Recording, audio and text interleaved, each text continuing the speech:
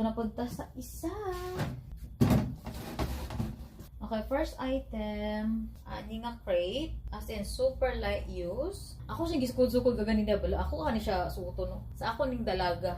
Pero for some reason di sila ganahan og dress. Ay nako. Kaya ra ni siya kayaya pero okay na lang. Ato na lang siyang i-PIF. Size 14. Manila pa ni siya gipalit you guys. Made in Phil. So proud. Okay, gipalit sa Pinas. Giadto ni siya US or Greece. Gipalit din ako siya kay para tawagan ni katong pag ato na mo Greece ba. Karon ibalik sa Pinas. For PIF. A joker. Tapos dagan kaya kung hinani sa mga tanan. It's a rollerblade Barbie, like tropelo for your daughter. Ayan. Super as in brand new without a tag. Wala ni siya nagamit you guys. Gipalit din ako ni siya og ng tawa ni. Gipalit na ako para sa ko ang boys. Twinning sila, pero siguro kay wala siya nagamit. Closer. Lupin mo kanina maligya oy. Dili siya baligya guys ha. Morning sulanan sa makadaog sa ato ang lucky winner.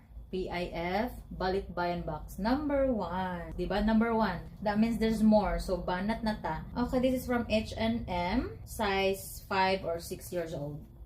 Taran! As in, wala siya gamit. Wala siya nagamit. Brand new without a tag. Pre-love na siya wala nagamit. Okay, next, the diary. Diary or journal book.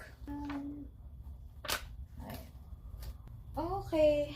Active leggings. I think this is again light use sa ako ang girls. Ang brand niya is Justice.